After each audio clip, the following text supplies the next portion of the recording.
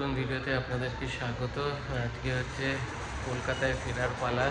At last প্রায় 9 দিন মতন দুবাইতে কাটিয়ে ফিরছি 8 তারিখ। তো এখন বাজে এখানে সকাল 6:30। আমি ফার্স্টে ক্যাব বুক করে তারপর ভিডিওটা কন্টিনিউ করে দিয়েছি। অলরেডি অন দ্য ওয়ে দেখাচ্ছে এয়ারপোর্ট। 20 থেকে 25 দিরহাম মতন নেবে। তো আসুন, এখানে কিন্তু এখনও সকাল সেইভাবে হয়নি মতন দেখিয়ে দিচ্ছি। আমাদের হোটেলের ঠিক সামনে থেকে বুর্জ খলিফা দেখা যাচ্ছে, একদম ডাইরেক্ট ভিউ।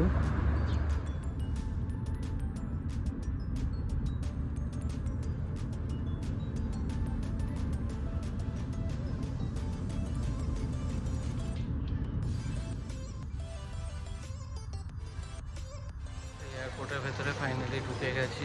সোজা যাব ইন্ডিগোর কাউন্টারে, বোর্ডিং পাসটা আগে নেব, তারপরে ব্যাট রিটার্নের কিছু ফর্মালিটিস আছে, এগুলো করতে হবে।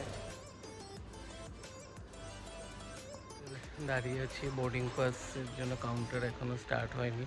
এয়ারপোর্ট কিন্তু একদম পুরো ফাঁকা। বোর্ডিং পাস পেয়ে গেছি, লাগেজ দেওয়া হয়ে গেছে। এবার গেটের দিকে, ডিপার্চার গেটের দিকে যাব। ওখানে কিছু ভ্যাট রিফান্ডের কাজ রয়েছে, ইমিগ্রেশন রয়েছে। তো চলুন এগুলো করে তারপর continue. Security check in, immigration done. এখন মেট্রো ধরবো, ধরে ডাইরেক্ট যাব ডিপার্চার গেটের দিকে। আর ওখানেই কিন্তু রয়েছে ভ্যাট রিটার্নের যে অফিস।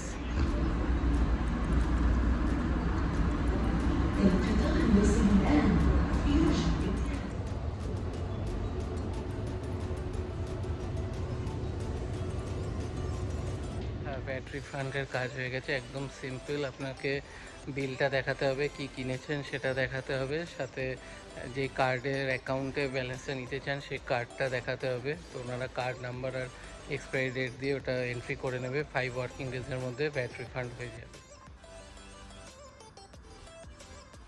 উপরে সব ফুড কোর্ট আছে এক একটা রেস্টুরেন্টের। তো এর মধ্যে শুধু ম্যাকডি আর কেএফসিটাই খুলেছে। তো ম্যাকডিটা মোটামুটি রিজনেবল আছে, দেখে আসলাম। তো যাই, গিয়ে আপনাদের দেখাচ্ছি।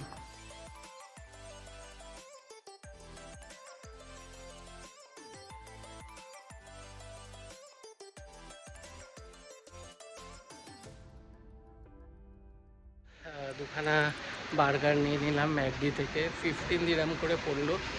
তো আর যা টুকটাক কিছু বাকি রয়েছে, আর কিছু জিনিসপত্র কিনে এখানকার কারেন্সি মোটামুটি শেষ। এরপরে আস্তে আস্তে ফ্লাইটে ওঠার টাইম হয়ে আসছে।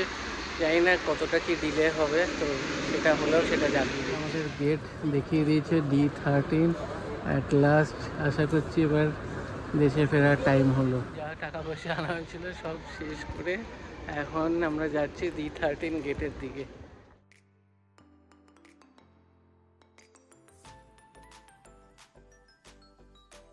বোর্ডিংয়ের সময় হয়ে এসছে, ইটস টাইম টু ফ্লাই নাও।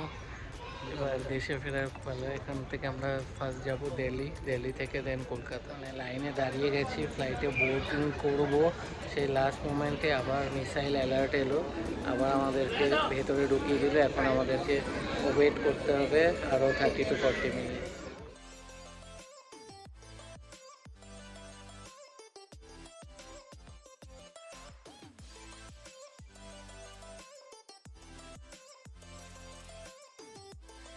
এবার ফ্লাইটে ওঠার পালা।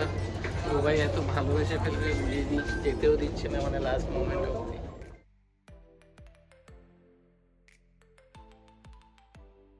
ফ্লাইটে উঠে বসে পড়েছি।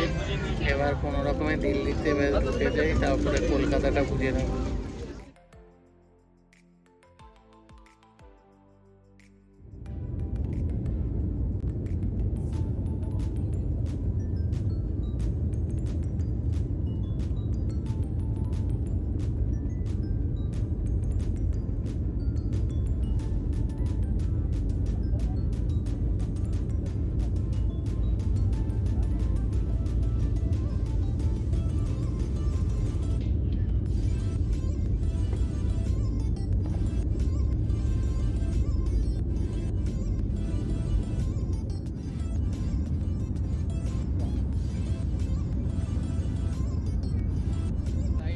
অলরেডি অনেক লেট ছিল, তারপরে নেমে বাসে করে এসে তারপরে ইমিগ্রেশনে তাড়াতাড়ি দাঁড়িয়ে আধা ঘন্টা লাগেজের জন্য দাঁড়িয়ে থেকে আবার করে টার্মিনাল টুতে গিয়ে তারপরে আবার করে ভেতরে গিয়ে তারপরে আবার করে ব্যাগ চেক ইন করে তারপরে এখন সিকিউরিটি চেক ইন করে গেট নাম্বার 30 সামনে যাচ্ছি। অলরেডি বোর্ডিং শুরু হয়ে গেছে, চলুন ভেতরে গিয়ে কন্টিনিউ। সামনে চলে এসেছি, ফাইনালি ফ্লাইটটা মিস হলো না। মানে কীভাবে যে ফ্লাইটটা ধরলাম আমরা দিল্লি থেকে, আমরা এই জায়গায় উঠে বসে পড়েছি। 7:10 বাজে, আর 10 মিনিটের মধ্যে ফ্লাইট ছেড়ে দেবে।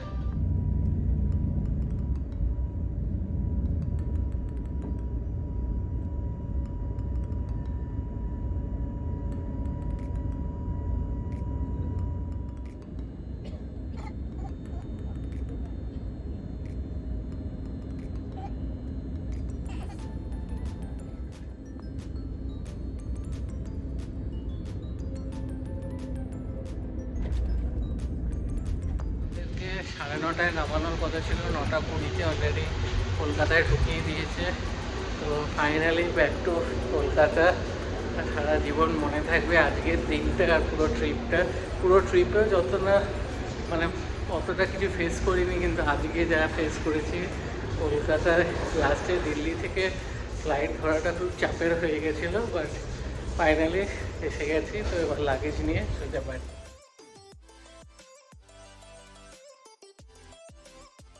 এবার ভিডিওটা এন্ড করব। আজকের দিনটা বেশ ভালো মতন বাড়ি পৌঁছে গেলাম। এরপরে একটা ভিডিওতে আমি সব ডিটেলস দিয়ে দেবো, কেমন কী খরচা আর যুদ্ধের জন্য ওখানে কেমন কী পরিস্থিতি চলছে। তো সেটা নেক্সট পার্টে আমি দিয়ে দেবো। তো আমি আগেই বলে দিয়েছিলাম আমাদের রাউন্ড ট্রিপ পড়েছিল 56,000 অ্যাপ্রক্সিমেটলি। কিছু কার্ডের ডিসকাউন্টও আছে। তো ভিডিওটা এখানে এন্ড করছি। ভালো লাগলে লাইক করবেন, শেয়ার করবেন।